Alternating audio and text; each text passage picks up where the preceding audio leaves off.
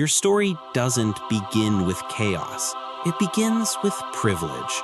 You hatch in the best piece of real estate in the entire lake, a perfectly cleared, sandy crater sheltered by a massive sunken log and surrounded by a dense fortress of weeds. Your father is a colossal largemouth bass, a tyrant of muscle and fury who patrols the borders of his kingdom with absolute authority. Nothing gets in, nothing threatens you. You and your thousands of siblings thrive under his protection. But your father's dominance isn't an accident, it's an inheritance. It all started back in 1932, when a farmer named George W. Perry hooked a monster in a Georgia lake, a 22-pound, 4-ounce largemouth bass, the world record. But here's the secret the experts discovered after that catch. It wasn't a normal bass. It was a different breed entirely, a subspecies that scientists call Microptera salmonides floridanus, the Florida bass, a genetic line known to grow bigger, live longer, and possess unmatched aggression. That discovery kicked off a frenzy. States began competing to create the next record. So your father is the living result of that obsession, a direct descendant of the most prized genetic line on the planet. And you're the next model off the assembly line. From your fortified nursery, you watch the others. You see schools of bluegill fry get decimated by predators. Then you look back at your own world, patrolled by a guardian where nothing can harm you. You watch your father inhale a curious minnow and chase off a hungry perch. But after a few weeks, the protection of your father ends. The great school of fry disperses, each sibling now on its own. For most, this is a moment of pure terror. For you, it feels like a graduation. You are not scared. You are a young prince ready to explore. You begin to hunt, and you quickly learn that you have weapons others don't. Your vision is sharp, capable of distinguishing colors and shapes in the murky water. But your true secret weapon runs along your sides. A lateral line, a row of sensitive pores that act like radar. You don't just see the world, you feel it in vibrations. You feel the frantic, tiny movements of a dragonfly nymph clinging to a weed stem long before it becomes a clear target for your eyes. You instinctively mimic the ambush technique you saw your father use. You stay low, hidden, then sucks the nymph into darkness. Your first worthy kill. You quickly claim your own territory, and then one day, the universe itself seems to confirm your special status. The heavens open and rain down a feast of silvery wriggling bodies, an aerial stocking of trout fingerlings. For you, it is a tribute, a divine offering delivered from the sky directly to your kingdom. You spend the next hour in a state of bliss, gorging on the helpless, disoriented fish. In the middle of the feast, you spot one frantic fry darting towards a rocky ledge.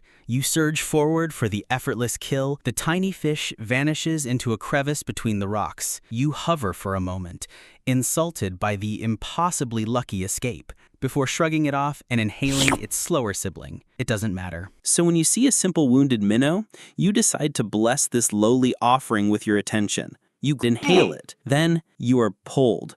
With a weak, irritating persistence, this isn't a battle. It's a nuisance, your indignation growing with every foot until you breach the surface. You prepare to face the titan who dared to challenge you.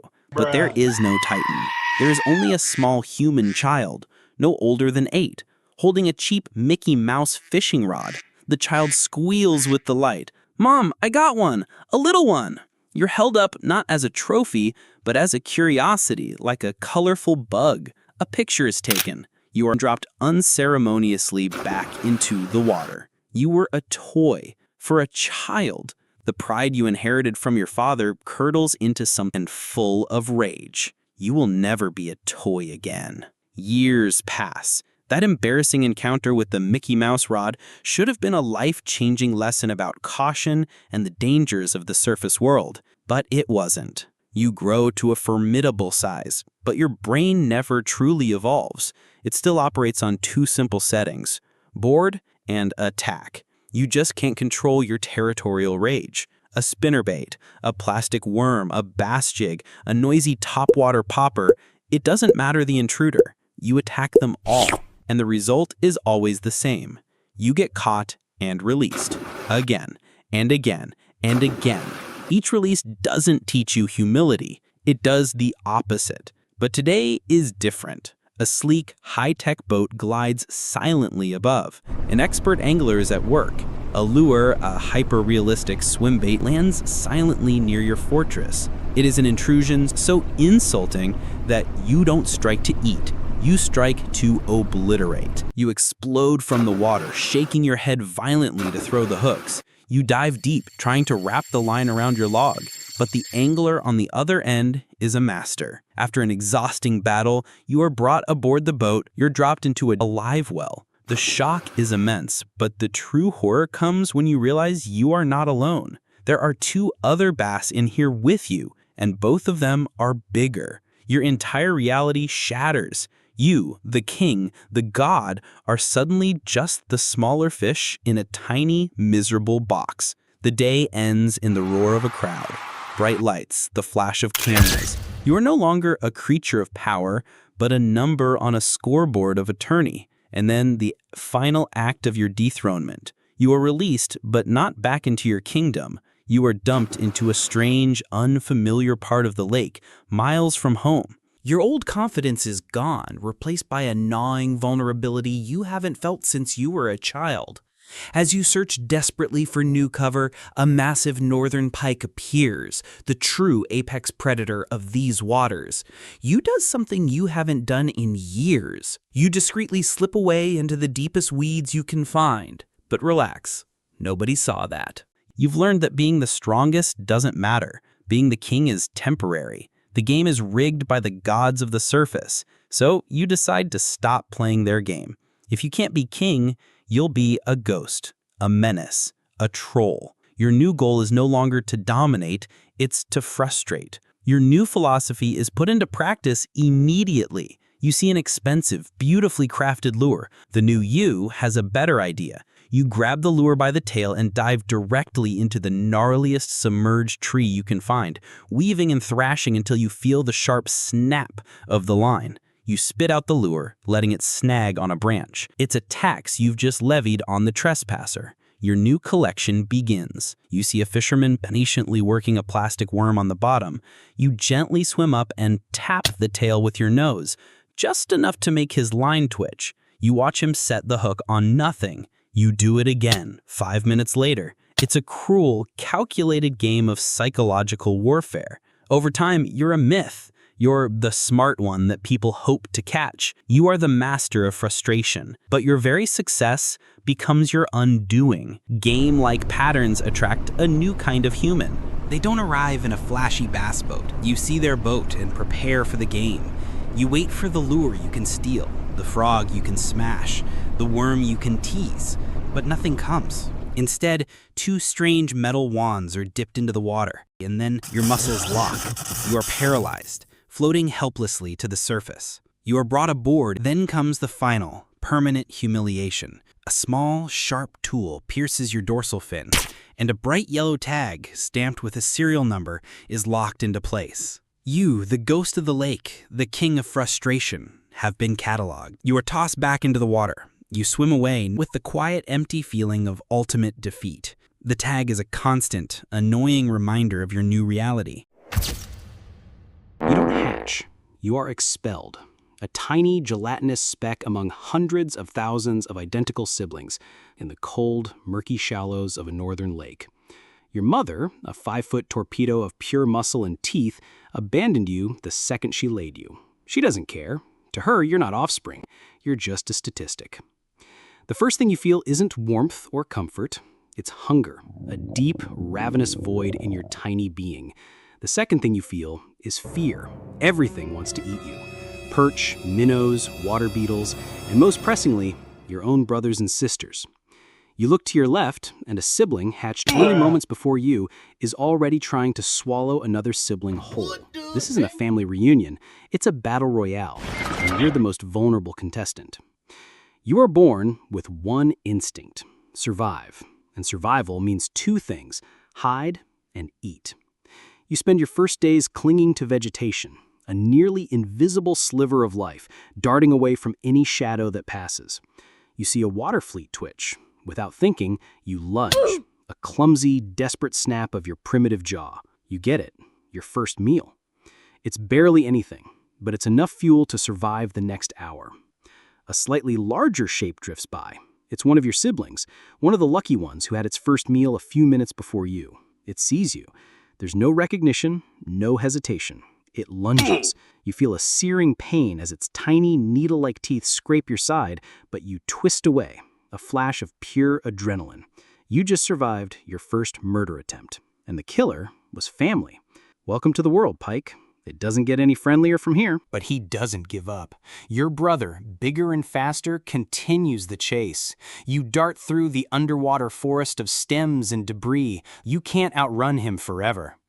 In a desperate maneuver, you shoot through a narrow gap between two rocks. Your small body slips through, but your brother, slightly larger, slams his head and is stunned for a split second. It's all the opening you need. You turn and strike. In this world, you either eat or you are eaten, and you've just discovered you're very good at not being food. Weeks pass. You've survived, which means you've eaten a lot of your siblings. You're no longer a tiny speck. You're a few inches long, a perfect miniature torpedo of death. Your skin has developed its signature camouflage, a mottled pattern of greens and yellows that makes you vanish completely among the lily pads and reeds. Your life becomes an exercise in extreme, agonizing patience. You don't chase food. You wait for it. You hang motionless in the water, a living statue for hours. Sometimes days. A school of minnows darts by. You don't move. A small perch investigates a snail. You don't move. You are waiting for the perfect mistake. Then you see it. A young yellow perch, distracted, drifts just a little too far from the safety of its school. Your brain doesn't even make a conscious decision. The impact is brutal. There is no struggle. You return to your spot among the weeds. The hunger pangs are gone, but only for a little while. Your existence is a simple, vicious cycle. Wait, kill, eat, wait again. Years go by. You are no longer just a fish.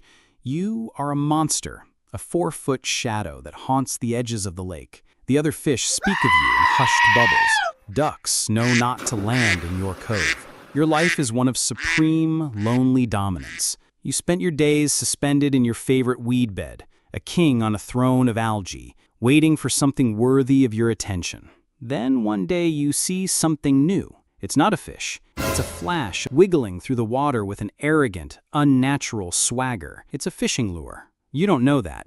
To you, it's the most obnoxious-looking creature you have ever seen, and its mere presence in your domain is an insult. You strike because you are offended. Your world dissolves into pain and confusion. You are pulled. An invisible, unstoppable force is dragging you from your kingdom, up towards the terrifying, bright ceiling of your world, the surface. For the first time in your adult life, you feel pure terror.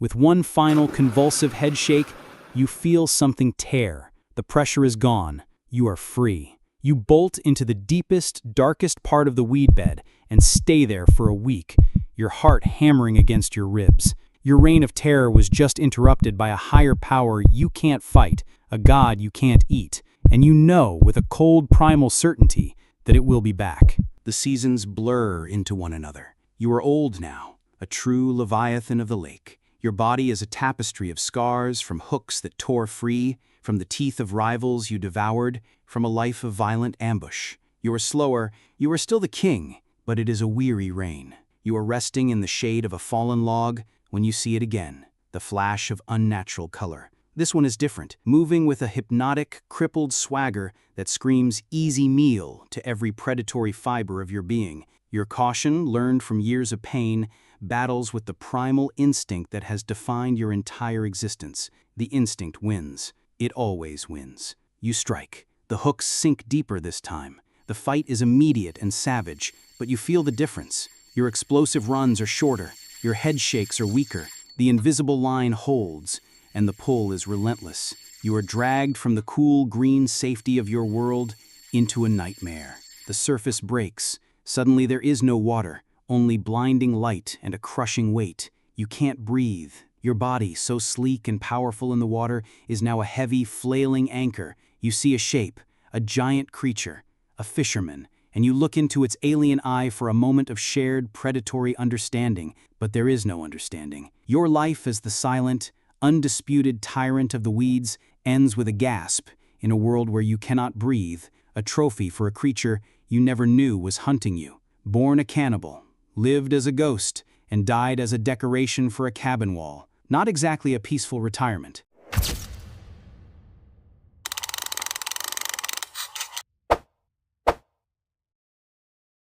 One moment, you're a tiny, translucent egg in a sandy nest, one of 10,000. The next, you're a wriggling speck with eyes, thrust into a world that considers you a free sample. Your father, a surprisingly colorful and aggressive guardian, does his best to chase away intruders. He isn't just...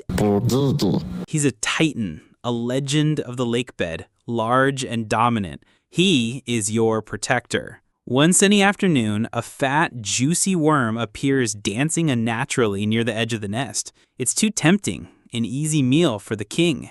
Your father moves to intercept it, but the moment his mouth closes around it, an invisible force yanks him from the bottom. He fights, but he is dragged relentlessly upward, toward the blinding light of the surface until he vanishes completely. What you and your thousands of siblings couldn't possibly know is that up in the air world, your father just became a legend for a different reason. He became the world record, the largest ever caught.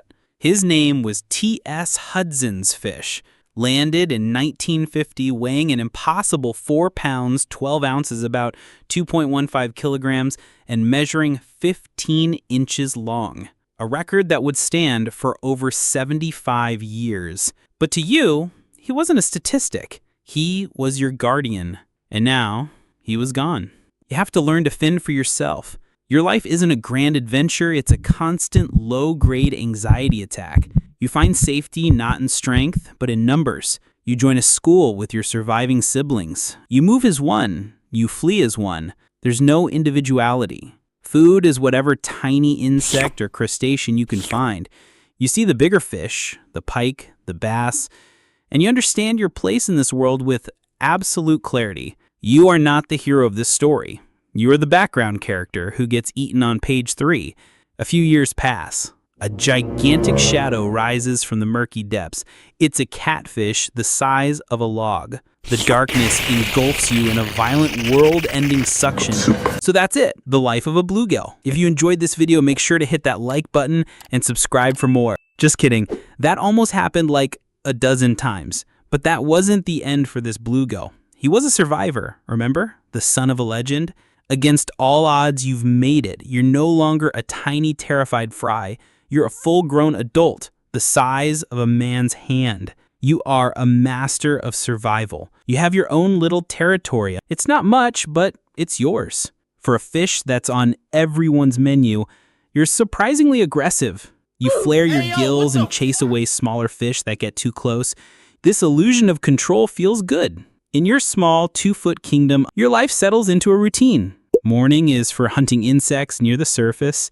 Midday is for hiding from the sun and the predators that hunt in the bright light. Evening is for another round of feeding as the bigger fish settle down. But as spring warms the water, a new instinct, deeper than hunger or fear, takes over.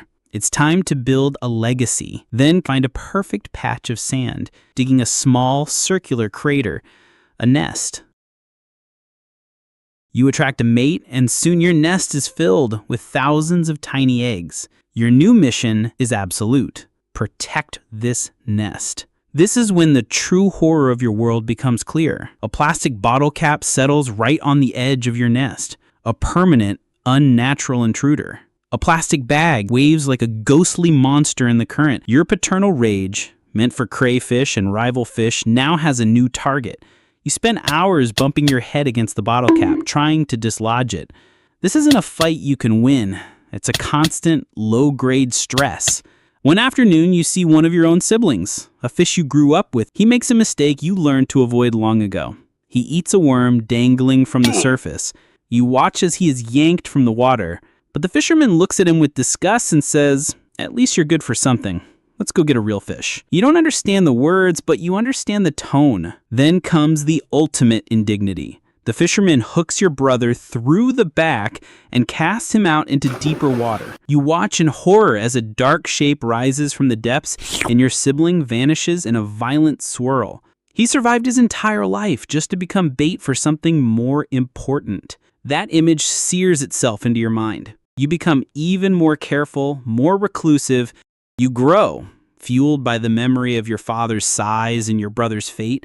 You become larger than any bluegill has a right to be. Then, one evening, the perfect lure drifts into your territory. It mimics a wounded minnow flawlessly. For the first time, your territorial rage overwhelms your caution.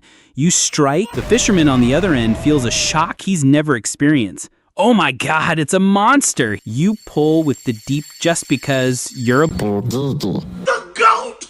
The goat! The fishing rod bends into an impossible arc, and then it happens. Crack. You broke the rod clean in half, the line goes slack, you are free. Years pass. The legend of the giant, record-breaking bluegill from 1950 is still told, but now it's always followed by a newer story from a wild-eyed fisherman at the local bar. A story of a fish that broke his rod, a creature of impossible strength, a bluegillzilla. They don't know your story. They don't know you're the son of the record holder, a survivor forged in tragedy. Your fate isn't to be a trophy. Perhaps you finally died of old age. Or perhaps you're still down there, growing larger and more powerful, the one legend that got away. You are not born in a safe den or a protected nest.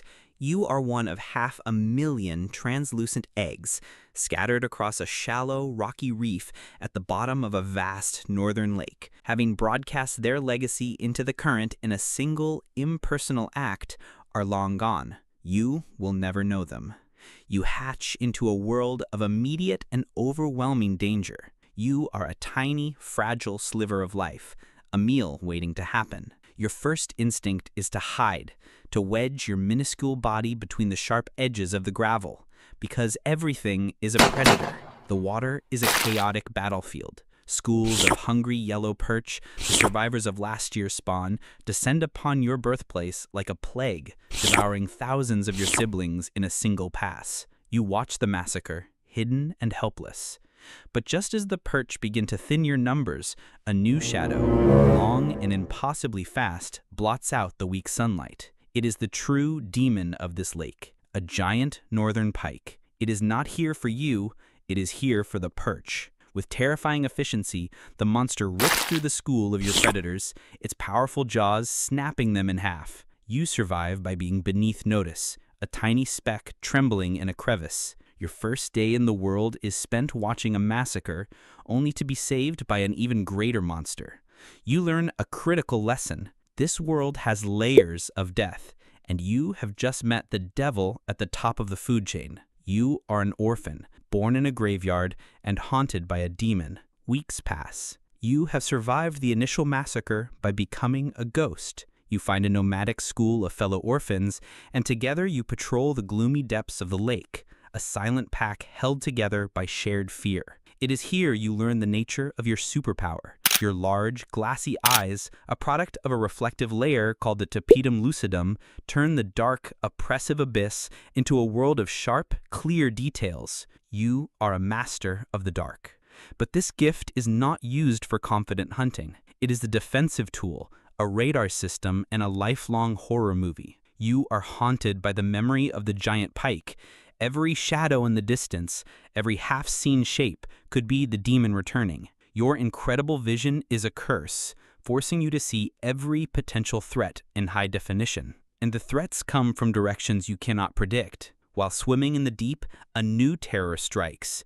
A sleek, black shape, faster than any fish, dives from the surface and is suddenly among you. It is a cormorant, an avian predator that hunts underwater. A frantic chase ensues, and you watch in horror as it spears one of your schoolmates with its sharp beak and returns to the world of light. You learn that the abyss cannot protect you from the terrors of the sky. The school regroups, shaken but alive. You feel a false sense of camaraderie, But the stress of the attack has made the smaller, weaker fish in your group careless. A much larger walleye, one of your own kind, notices this. With a cold, calculated efficiency, it turns and swallows one of its smaller, struggling schoolmates. You learn the final, brutal lesson of your youth. There is no pack, there is no family, there's only a size hierarchy. You are haunted by the monster below, hunted by the demons from above, and shadowed by the cannibals swimming right beside you. There is no safe place. Years pass. You are an adult predator, a respected member of your nomadic pack. Life is dictated by hunger and the migration of your prey. When the school of shad you hunt moves to the other side of the lake, your pack has no choice but to follow. The journey requires you to cross the main lake basin, a vast and terrifying expanse of open water without the safety of the rocks or the darkness of the depths. In the middle of this blue desert, you are completely exposed, and the king of this domain is not you. A colossal shadow, longer and more muscular than the pike that haunted your childhood, glides through the deep. It is a muskellunge, the apex predator of the open water. He attacks your school, the chase is a nightmare, and you watch one of your companions get engulfed and disappear. You survive by sheer luck, arriving exhausted on the other side, but the journey seems worth it. You and the survivors find what appears to be paradise. The water here is strangely warm, even in the fall, and it is absolutely packed with schools of baitfish, a perfect refuge. It's the warm water discharge from a power plant. You think you found the promised land. But you soon realize the terrible truth. This paradise is the most famous fishing hotspot on the lake. Day and night, a fleet of boats patrols the surface. The lake bed is a graveyard of lost lures. The constant hum of engines and sonar is your new backdrop, where the rain of jigs and the threat of hooks never stops. Paradise is a trap. You have survived for months in the false paradise. Life has become a stressful, calculated game of risk versus reward. Then one day, the sky darkens. The wind howls, whipping the surface into a frenzy of waves. It is the walleye chop. The churning water blocks the painful sunlight and throws the schools of baitfish into chaos. It is a dinner bell from the gods of the storm. Every predatory instinct in your body screams at you to hunt. This perfect hunting condition for you is also the prime time for the anglers above. You and your pack ascend from the depths, becoming ghosts in the churning, murky water. The hunt is glorious. You are a perfect predator in your element, ambushing disoriented shad with brutal efficiency. But for every real fish you attack, you must dodge 2 man-made deceptions. But in the frenzy, one of your schoolmates gets careless. He strikes at a flashing jig and chaos erupts. The hooked fish, in a desperate panic, launches itself into the air. It crashes back down, a beacon of distress. It leaps a second time, a silver arc of terror against the stormy sky. But the struggle has not been unnoticed. A bald eagle, circling in the gray clouds, dives with breathtaking speed. As the walleye hangs in the air for a split second, the eagle strikes, its massive talons sinking deep. The fishing line snaps with a sharp ping. The angler is robbed. The eagle, with its prize, soars away. You witness it all from the safety of the dark water, and you learn the most terrifying lesson yet. The desperate struggle of one creature is simply the dinner bell for another. Many seasons pass. You are now an old, massive, battle-scarred walleye who has survived it all. You hunt only in the deepest, darkest hours of the night. On a quiet evening, the universe presents you with an offer your ancient instincts cannot refuse. A large, live shiner, most honest-smelling meal you have encountered in years. You strike, the fight with the invisible force starts. Desperately, you use your signature head shake, but this time the hook is set too deep. You are caught. This time, there is no quick release. You are pulled from the water and laid in the bottom of the boat. The fisherman looks down at you and says the words that define your entire existence.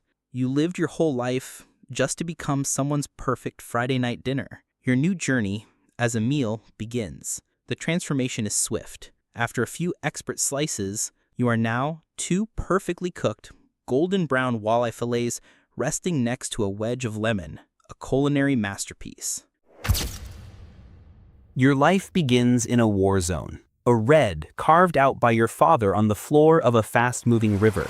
Before you even learn what a predator is, you must fight your first enemy. Your only protection is your father. Unlike many fish, the male smallmouth bass is a fanatically devoted parent. But one day, a new threat arrives, but a slow-moving phalanx of armored bulldozers, a school of freshwater drum, their downward-facing mouths designed to crush shells, has found your nest. They are here to feast on the eggs. Your father is a whirlwind of fury, charging and ramming the intruders, but he cannot be everywhere at once. For every drum he chases away, 2 more slip past his guard, their crunching jaws devastating a section of the nest. You survive, huddled in the gravel, watching the carnage. You learn the first and most important rule of your existence. Life is not about finding peace. It is about surviving the next battle. Your father's protection doesn't last forever. One day, his paternal instinct fades, and he vanishes into the current, leaving you and your surviving siblings to fend for yourselves.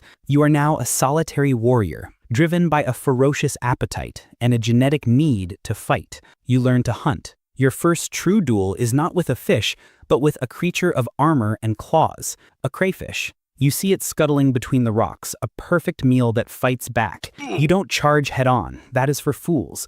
You are a brawler, but one smart. You use your explosive speed to flank it, and with a swift, powerful crunch of your jaws, you disable its primary weapon, the claws. You learn that even your food is a battle. With a full belly and a warrior's confidence, you patrol the sunlit shallows. But you have forgotten the most important rule of the river. There is always a greater warrior. A shadow falls over you, vast and impossibly fast.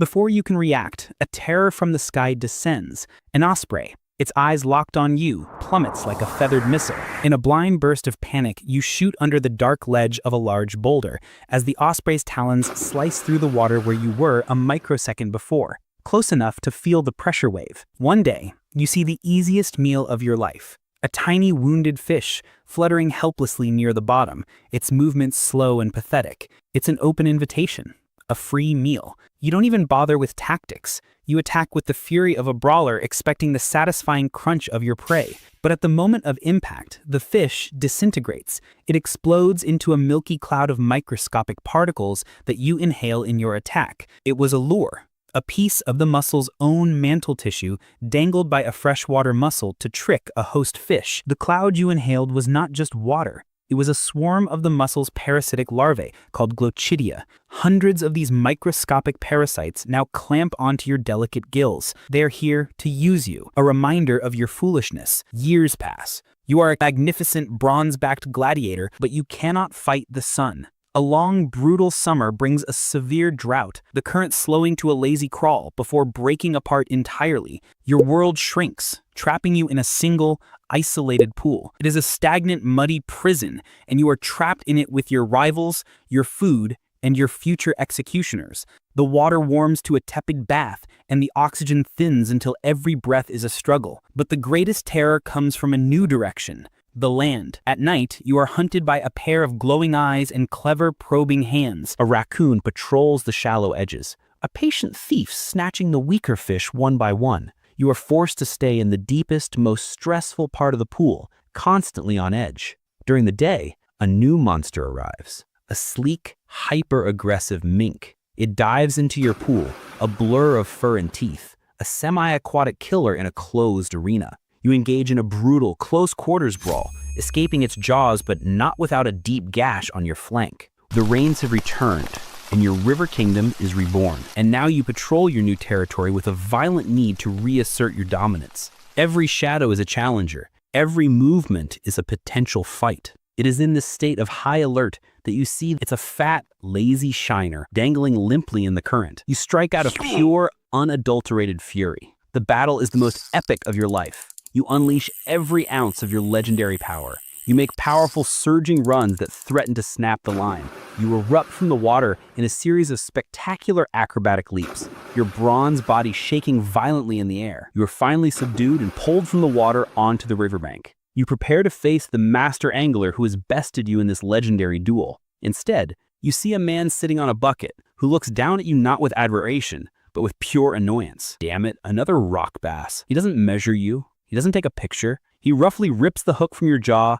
and with a dismissive flick of his wrist, tosses you back into the river like a piece of trash. You sink into the current. Your greatest fight was nothing more than an inconvenient bycatch for your opponent. Your humiliation fuels an even greater rage. You become the undisputed tyrant of your river section, a bronzeback demon attacking anything that moves with reckless abandon. This legendary aggression doesn't go unnoticed. Stories begin to circulate among the local anglers about the crazy bronzeback in the deep pool, a fish that fights with the fury of a cornered lion. These stories reach the ears of a man who is not a simple fisherman. The hunt is professional and calculated. The collector arrives not with a bucket and a worm, but with a high-end boat and specialized gear designed to catch and transport a trophy fish alive. He targets you with a lure you cannot resist, and the battle is the fight of your life. But the angler is a master. He plays you expertly, tiring you out. You are released into your new home. It is a paradise, and it is a prison, a private lake perfectly engineered. The water is impossibly clear. The rock structures are perfectly placed for ambushing, and the water is teeming with fat, naive baitfish. Your life as a wild warrior is over. Your new life as a gladiator in a rich man's arena is about to begin. You quickly establish yourself as the king, but it is an empty kingdom. You soon learn you are not the only monster in this golden cage. Another legend reigns, a colossal flathead catfish, the silent, reclusive god of the abyss. A cold war between the two of you begins, and your life becomes a repetitive, stressful performance. Every weekend, the parade of boats arrives. You cannot resist attacking the intruders, and the result is always the same. You are caught, admired, photographed, and released, again and again and again. But the constant stress of being caught and released weakens a fish's immune system, making it vulnerable. You are caught multiple times in a single day. Your exhausted body weighed on a digital scale, your fighting spirit reduced to a number on a scoreboard as men cheer. Your wild, resilient immune system finally collapses. That pristine, overstocked private lakes are a breeding ground for bacterial infections. A disease sweeps through the population. You are powerless against this invisible enemy. You are weak, dying. And after being released one last time, battered and furious, you make a mistake. You chase a fleeing baitfish into the dark, murky territory of the flathead catfish. The confrontation is inevitable. The ever-opportunistic predator senses the end of your rival. He emerges from his dark lair for a final, dominant meal. He engulfs your dying body, but you are a warrior to the end. In a final, instinctive act of defiance, you flare the sharp, bony spines of your dorsal fin. The spine lodges deep in the flathead's throat. The giant thrashes, choking, unable to swallow or spit you out. Both of you are locked in a fatal embrace at the bottom of their golden prison, both victims of a world they were never meant to share.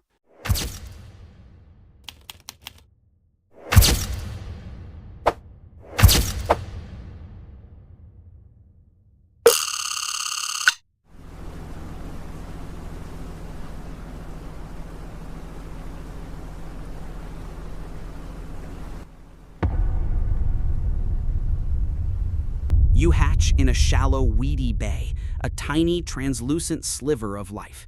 You are an orphan the moment you are born. There is no father to guard your nest, no mother to guide you. There is only the cold, indifferent water and a deep, burning hunger. And the closest, easiest meal is the slightly smaller brother wriggling right next to you. Wait a minute! Who are you? Your first kill is not a desperate act of survival. It is a cold, simple calculation of instinct. You are an Aesop's Muskellunge, a water wolf, and you are born to kill. But your brutal education has just begun. As you and your surviving siblings navigate this nursery of weeds, a great green monster appears. A giant largemouth bass, the arrogant king of the nearby dock, is on the hunt. From your perspective, as a 1-inch-long fry, he is a leviathan. He attacks the school, inhaling your brothers by the dozen. You don't flee in open panic. You do what you were built for. You become a ghost. Your long, torpedo-shaped body and mottled camouflage skin allow you to slip, unseen, into the densest part of the weed bed. You become a needle in a haystack of green. You press yourself against a weed stem, motionless, as the monster decimates your family. You survive, alone. Years pass. You are no longer a frightened fry, but a formidable predator. Your life is a patient, silent vigil. You spend days motionless, a perfectly camouflaged torpedo waiting for a mistake. Your first major hunt demonstrates your lethal efficiency. A large suckerfish grazing carelessly near your weed line becomes your target. The attack is an explosion, a blur of violence. Your jaws clamp down, and here is your ultimate weapon. Not just the teeth in your jaw, but the needle-sharp, backward-facing teeth on your tongue and the roof of your mouth. Once something enters this prison of bone, it never leaves. And from the weeds, you watch the dramas of the lesser creatures. One day you see them, a nomadic pack of walleye crossing the vast, dangerous expanse of the open lake. From their perspective, it is an epic journey of survival. From your perspective, it is simply an opportunity. You glide from your cover, a silent, dark shadow moving with purpose. You don't attack the group. That would be inefficient. You select a single, healthy walleye, the biggest from the middle of the school.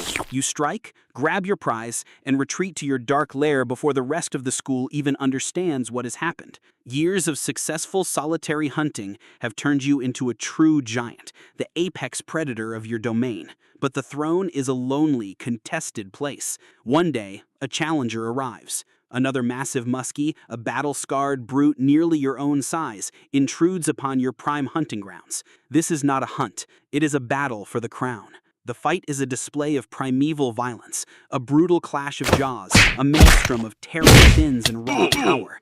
You are two titans locked in a war that has only one rule. The winner stays. After a grueling battle, you emerge defeated, running away from the intruder. You are wounded, exhausted, and humiliated. It is in this moment of weakness that a new kind of horror finds you. A sea lamprey, an ancient, jawless vampire of the deep, senses your exhaustion. It attaches to your flank with its suction-cup mouth, its rasping tongue drilling into your flesh. You thrash violently, but you cannot shake it loose. This parasite will remain attached to you for over a year, a constant, draining passenger, a living testament to your vulnerability. You, the mighty predator who can kill a duck and fight off giants, are helpless against this disgusting blood-sucking worm. You are forced to live with this constant torture, a slow drain on your strength, and a permanent wound to your pride. After more than a year of parasitic torture, the lamprey finally detaches, leaving a deep, ugly, circular scar on your flank, a permanent reminder of your vulnerability. You are free, but you are weakened. As the seasons turn and the water begins to cool, a deep, primal hunger takes over your entire being. The fall feeding frenzy, the biological imperative that commands you to gorge, to regain the strength you lost, to build up fat for the coming winter. Your caution is drowned out by a ravenous, predatory rage. You become a killing machine. You hunt with a new level of aggression, culminating in the ultimate display of apex power. You explode from the depths and snatch a duck from the surface. You are the king, and you are feasting. But this heightened, reckless activity does not go unnoticed. The fall frenzy for you is the peak season for the obsessive giants of the surface. A bizarre parade of monstrous lures invades your home. Giant rubber creatures with writhing tails, noisy abominations that churn the surface into a froth, and jointed wooden fish that clack and swim with an unnatural broken rhythm. Driven by the fall frenzy, you interact with these intruders more aggressively than ever before. You see a brazen challenger. You stalk it, a silent shadow of death, following it all the way to the boat in a display of pure intimidation. You get a look at the angler, this persistent creature, and then with a contemptuous flick of your tail, you vanish back into the deep. You believe you have scared him off. You do not realize you have just fueled his obsession. The story is no longer just yours. A garage in the dead of night. This is a war room. A massive, detailed map of your lake is tacked to the wall, covered in handwritten notes, depth contours, and red circles marking your territory. Every sighting, every follow. On the walls hang dozens of giant, grotesque lures, a terrifying arsenal of wood, plastic, and steel, each one a weapon in a decade-long obsession. For this man, this is not a hobby. It is a personal quest to meet the ghost of the lake, to meet you. His ritual begins before dawn. He does not check the news. He checks the barometric pressure in the moon phase, searching for the perfect astronomical window to hunt a legend. He does not simply choose a lure. He selects a weapon, a handcrafted lure he paid a fortune for. Hours later, he is on the water, The hunt is a grueling test of endurance, a physical manifestation of the famous saying, the fish of 10,000 casts. For hours, he casts the lure, a heavy 1-pound beast, over and over, his movements a practiced, monotonous rhythm. It is a dedication bordering on madness. He is not just fishing, he is laying siege to your castle. Finally, he positions his boat perfectly, just off the edge of your deep weed line. He makes the perfect cast. The lure lands silently and begins its flawless wounded dance through your domain. He has done everything right. You see the lure. Fueled by the aggressive frenzy of the fall, you accept the challenge. You glide out from the shadows, a silent, menacing ghost, and begin your signature intimidation tactic, the follow. You trail the lure, your massive head just inches from its tail. As you approach the boat, you prepare to turn away, the victor of another psychological battle. But this time the demon plays a new trick. The lure doesn't leave. It panics. The angler plunges his rod tip into the water and rips the bait into a sharp, desperate figure-8 pattern. From your perspective, the creature you were dominating has just had a seizure, a final, panicked attempt to escape right in front of your face. It is the ultimate trigger, a biological kill switch that bypasses a lifetime of caution. Your brain short-circuits. You attack with unrestrained, murderous intent. The trap is sprung.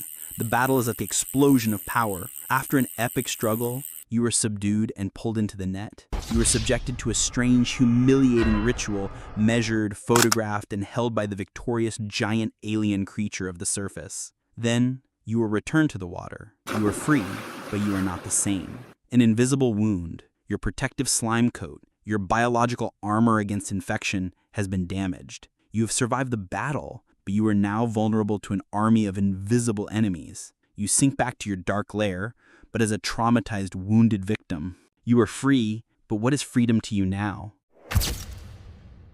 You hatch in the deep, quiet gloom of a hollow log, nestled in the mud of a vast, murky river. You only know the crushing pressure of the water and the formidable, silent presence of your father. He is your entire world, a dark guardian who patrols the entrance to your den, a living wall between you and the dangers outside. While other fish are born into a world of shapes and colors, you are born into a world of information, and you are perfectly designed to read it. This is the great secret of your species. Your skin and, most importantly, your barbels, the long, sensitive whiskers that give you your name, are covered in taste buds. You do not simply smell the water, you taste everything in it. You are a walking tongue. This is your superpower. Your father guides you, and you learn to interpret the river's language. Danger has a taste. The acrid scent of a predator. Safety has a taste. The familiar, comforting flavor of your father and your den. You are a master of this dark, flavorful world, a prince learning the secrets of his kingdom from the safety of the castle walls. Then one day, he is gone. Your father, the guardian, disappears into the murky water, his paternal duty fulfilled. The silence in the den is no longer comforting, it's terrifying. A deep, primal hunger, once a distant thought, is now a commanding roar in your belly. You are alone, and you must hunt or starve.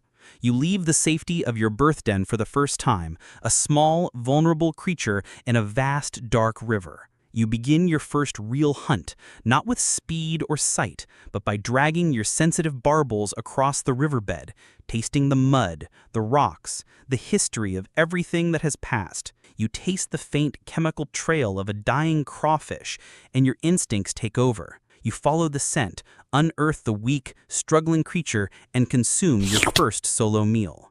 It's not a glorious kill, it is the practical, unglamorous work of an opportunist. A scavenger. Emboldened by your success, you become more adventurous, tasting everything your world has to offer. You taste a strange, fatty, alluring scent trail, stronger than any natural food.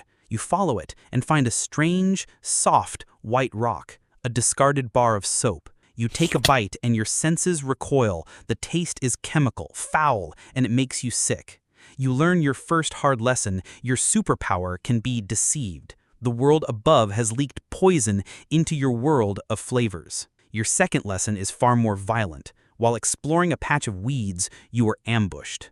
It is not a predator you can taste coming, a northern snakehead, an alien invader in this river.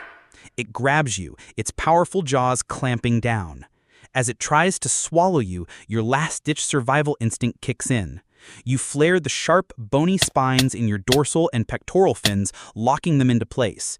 You become a painful, awkward ball of needles in its throat. The invader chokes, gags, and violently spits you out. You escape, torn and bleeding. With the second lesson now seared into your being, your world contains monsters your senses cannot prepare you for. Years pass. You have survived and thrived. You are no longer a frightened juvenile, but a large, powerful adult. You are no longer just a scavenger. You learn to hunt. You sense the panicked, oily vibrations of a large school of shad swimming above. But you don't chase them. You wait, a dark shadow on the muddy floor. Your barbels sift through the chemical chaos until they isolate one specific trail, a single, injured shad lagging behind the school. You erupt from the bottom, inhaling your prey.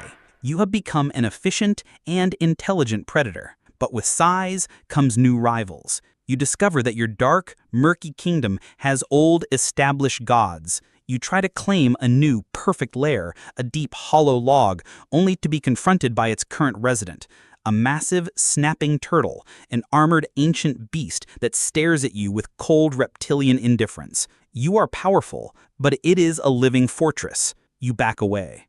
You learn that some thrones are not meant to be taken. Your next lesson in the hierarchy is even more humbling. You find the deepest, darkest hole in the river channel and think you found the ultimate prize. But a shadow detaches itself from the gloom within. A giant flathead catfish, a true monster of the abyss, emerges to confront you. It is larger, wider, and radiates a silent predatory dominance that your instincts scream at you to obey. You retreat, learning the hard truth: in the world of catfish, you are not the king. Years pass. Now you know every secret of the riverbed, but a new primal instinct begins to override your caution. It's an undeniable biological command to reproduce. You find the perfect nesting site, a dark, secluded cavity under an old, submerged tree stump. You court a female, and after a complex ritual, she lays a golden, gelatinous mass of eggs in the home you prepared. A moment of triumph. But as soon as her task is complete, a switch flips in your brain. She is no longer your partner. She is now the #1 threat to your offspring. With a surge of violent paternal aggression, you brutally drive her away from the nest. She will have no part in what comes next. You are now on your own. Your life shrinks from the entire river to the few feet of darkness around your nest. You can't leave to hunt. Hunger becomes a dull, constant ache. Day and night you must diligently fan the eggs with your tail, keeping them clean of silt and rich with oxygen. And the attacks are relentless. A legion of smaller thieves try to raid your nursery. You charge at schools of brazen sunfish. You are in a constant state of high alert, fueled by instinct and starvation. Your magnificent strength slowly draining away for a cluster of eggs that do not know you exist. Your paternal duty is at its peak. Your aggression is absolute, but your body is failing. Weeks of starvation and constant battle have left you weary. It is in this moment of ultimate purpose in ultimate vulnerability that the expert angler arrives. He knows the ways of your kind. He doesn't use a simple worm. He unleashes his secret weapon. A scientifically formulated stink bait. A cloud of irresistible, overwhelmingly delicious scent rolls down the current and floods your senses. It is the most powerful food signal you have ever tasted in your life. You are at your most noble and your most vulnerable. Your brain is thrown into a civil war. Your paternal instinct screams, "Stay! Guard the eggs!" But your superpower, the sense of taste that has guided your entire existence, screams with a louder, more primal voice. Eat! Survive! For one fatal moment, your senses betray your duty. You lunge from the nest to annihilate the source of that maddening scent. You bite, and the hook is set. The battle is titanic, pulling you far from your home. But while you fight for your life, your legacy is being erased. Back at the now unguarded nest, a school of sunfish descends, and in a matter of minutes, every single one of your eggs is devoured. After a brutal struggle, you finally manage to get free from the hook. You are free, but wounded and exhausted. Your only thought is to return to your duty. You struggle back to your den only to find it empty, the scent of death and failure hanging in the water. Everything you fought for is gone. With your purpose extinguished and your spirit broken, you drift from the scene of your failure, seeking only a quiet place to rest. You find a calm, isolated backwater you've never visited before. But you are not alone. Wounded and disoriented, you are an easy meal for the river's true apex predator. An American alligator erupts from the surface. There is no fight. There is no escape. Your long, brutal story ends in an instant, not just with your death, but with the silent, bitter knowledge that your entire line has ended with you. Your first memories are not of a clear, flowing stream, but darker prison. You are suspended in darkness, a passenger in the belly of a metal beast, surrounded by the familiar yet stressful presence of your 10,000 siblings. Suddenly, the floor beneath you gives way. You are ejected into a terrifying, boundless emptiness, tumbling through a chaotic blur of blue sky and green earth. Then, you hit the water. The impact is a shockwave of cold that steals the air from your gills. Disoriented, you struggle to understand your new world. And as your eyes finally focus through the curtain of bubbles, you see it, a green and white predator, and your welcome party is a death sentence. There is no time to think, only to react. Diving deeper and weaving frantically through a field of submerged rocks, the giant predator attempts to follow, but you vanish into the maze of stone, completely out of his sight. The bass slows its pursuit, and then, having lost its target, simply turns and glides away in search of an easier meal. You have survived the fall from the sky. You have survived your first encounter in the wild. Welcome to the food chain. You've just started at the very bottom. You spend days hiding in the shadow of the rocks with the memory of the green monster. But a new feeling, more powerful than fear, begins to take over. A deep, gnawing hunger. The scheduled rain of brown, nutrient-rich pellets never comes. This world does not provide. It must be conquered. Driven by starvation, you venture out. But your brain, conditioned by a lifetime in a concrete tank, is broken. It doesn't recognize food. You see a small snail and swim past. Instead, you chase a brown, decaying piece of leaf as it drifts by, because its shape and color are the closest things to the pellets you were trained to eat. You try to swallow it, only to spit it out in disgust. Around you, the tragedy of your kind unfolds. You see your siblings. They are weak, confused, and slowly starving. They become easy targets. A heron plucks one from the shallows with no effort. They don't even have the energy to flee. This is the harsh reality of your manufactured existence. A massive percentage of hatchery-stocked trout die within the first few weeks, not from glorious battles, but from the simple, pathetic inability to understand what food is. Your time is running out. Desperate, a primal instinct finally overrides your broken conditioning. A mayfly hatches on the surface, struggling in the water's film. Your eyes, perfectly designed to spot movement from below, lock onto it. It's the first real food you've ever tasted. It's a revelation. You are a creature built to look up, to hunt the surface. As you begin to explore, you notice the details of your own body for the first time.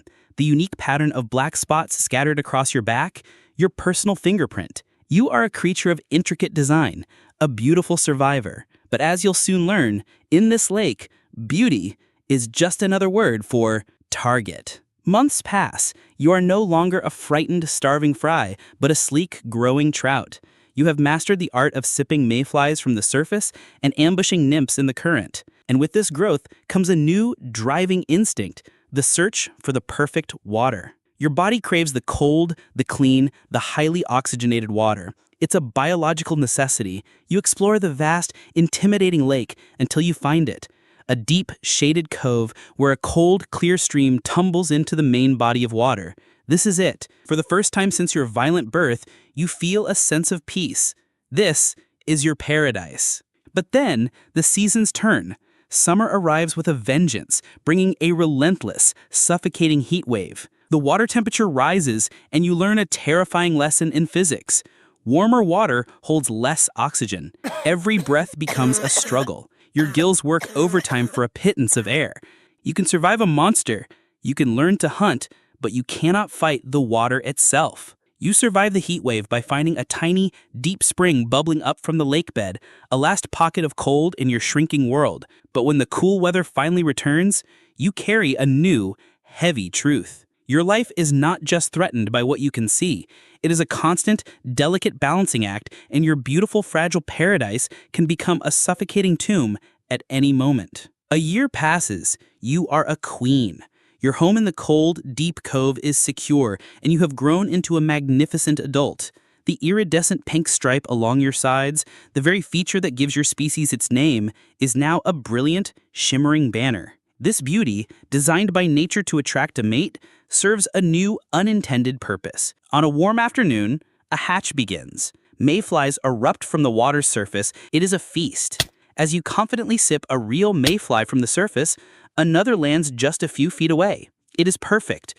Delicate wings, a perfect silhouette, landing on the water with the gentle touch of a feather without a single ripple. You rise gracefully and sip it from the surface. And then, a searing, sharp steel hook sets firmly. The world turns to pure, panicked terror. You explode, launching your entire body into the air in a desperate acrobatic attempt to shake the searing fire from your mouth. You run, pulling against the relentless, invisible force, but it holds. This is not a predator you can outsmart or hide from. After an exhausting battle, you are pulled into a net. For a moment, you see the giant, the human, admiring you. The hook is removed, and you are released. You dart back to the deepest, darkest part of your pool, your mouth torn, your body flooded with a level of stress it was never meant to handle. The trauma of that first capture rewires your brain. Your paradise is no longer a sanctuary, it's a hunting ground, and you are the prey. This is a real documented phenomenon.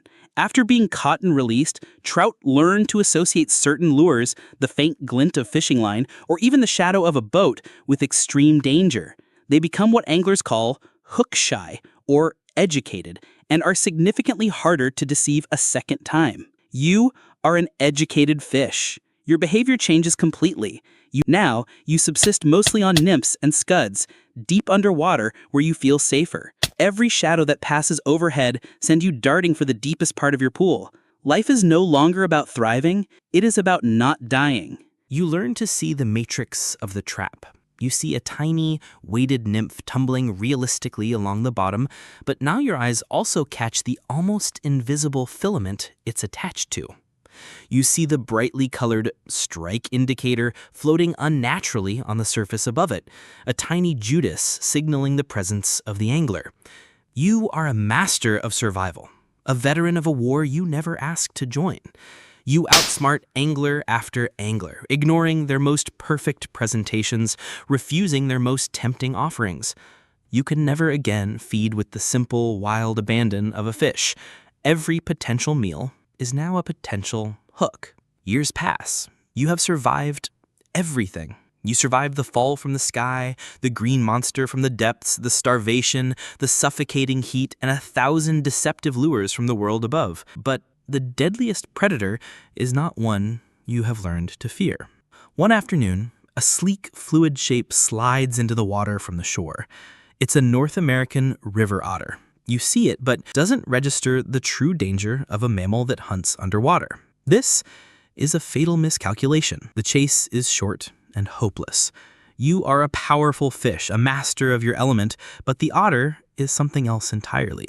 It is a torpedo of fur and muscle, an aquatic mammal built for this exact purpose. It is faster, more agile, and its pursuit is relentless. Your long, incredible story, the fall, the escape, the years of outsmarting a world designed to kill you, ends in a swift, brutal, and natural conclusion. Your last sensation is the crushing grip of powerful jaws. You have finally met a challenge that your intelligence and caution could not defeat. Nature, in the end, always has one more test. Your life begins as a biological accident. And this is your nest, a sticky 10-foot-long accordion of eggs draped carelessly over a dead submerged branch. You are literally hanging there like a neon sign that says free buffet. Your first memory is a crayfish, an armored tank of the riverbed, climbing your egg ribbon. You watch through the clear membrane as it tears into the structure, its pincers popping your unhatched siblings like grapes. You can smell the chemical panic in the water. This trauma forces your hand. You hatch prematurely, ripping yourself free from the jelly just to avoid being eaten. You are a tiny, transparent sliver of life, barely the size of a mosquito larvae, and you immediately realize the water is a war zone. To your left, a dragonfly nymph, a hideous alien predator that lives in the mud, shoots its extendable jaw outward. The sibling swimming next to you is snatched and dragged down into the silt. Above you, a small sunfish picks off stragglers with lazy efficiency. Skip forward 3 weeks. You have learned to hunt, ambushing microscopic zooplankton near the surface. You feel a surge of confidence. You are a predator now. To survive, you join a school. From the outside, it looks like a beautiful, shimmering cloud of gold and black stripes, moving in perfect unison. But from the inside, it is a prison of anxiety. You are surrounded by thousands of your brothers, but there is no love here. You are all huddled together for one cynical reason. If a predator attacks, you hope it eats the guy next to you. The sun begins to set, and the water turns a gloomy gray. You feel a change in pressure before you see anything. It is a pack of walleye. They are tactical. They use their glowing glass-like eyes to see you in the dark while you are blind. They begin to herd your school, pushing you up against the surface of the water, trapping you against the ceiling of your world. The walleye strike with surgical precision. You hear the snap of jaws and the frantic splashing of your family. You are swimming in a blender of teeth and scales. You dive deep into a thick weed bed, pressing yourself into the mud, your gills flaring with terror. Above you, the massacre continues until the walleyes are full. Skip forward 6 months. You are no longer a helpless fry. You are becoming a spiny rayed fish, a biological cactus designed to make anything that tries to eat you regret it instantly. And you are eager to test your new armor. A juvenile largemouth bass, the same species that haunted your nightmares as a baby, drifts out of the shadows. He sees you not as a threat, but as a mid-morning snack. He lunges, his bucket mouth opening to inhale you. In the past, you would have fled. Today, you hold your ground. In a split-second reflex, you flare. You lock your dorsal spines into a vertical, rigid position. You become a ball of thorns lodged in his throat. The bass panics. He gags, shakes his head violently, and with a convulsive heave, spits you out. You drift away, shaken but unharmed, watching the predator retreat in pain. A surge of adrenaline and pride floods your system. You didn't just survive, you fought back. You believe you have solved the puzzle of survival. You are invincible. Skip forward 2 years. You are now a jumbo perch. You have reached the impressive length of 10 inches. You are no longer the scavenger picking at plankton. You are a hunter of meat. You patrol the submerged vegetation with the swagger of an apex predator. You spot a school of emerald shiners, flashy, nervous baitfish. They scatter at your approach, and for the first time, you are the one causing the fear. You lock onto a slow straggler. You strike with a burst of speed, your jaws extending to vacuum the prey in. You crush it. You swallow it. The taste of fresh fish confirms your status. You look around your domain. The sunfish move out of your way. The crayfish retreat into their holes when you pass. You have conquered the middle of the food chain. You truly believe you are the king of the lake. But this confidence is a dangerous lie. You are the king of the middle. Your confidence makes you careless. You are so focused on terrorizing a school of minnows that you fail to notice the stillness in the water around you. The small fish haven't fled because of you. They fled because of what is behind you. A shadow detaches itself from the weed line.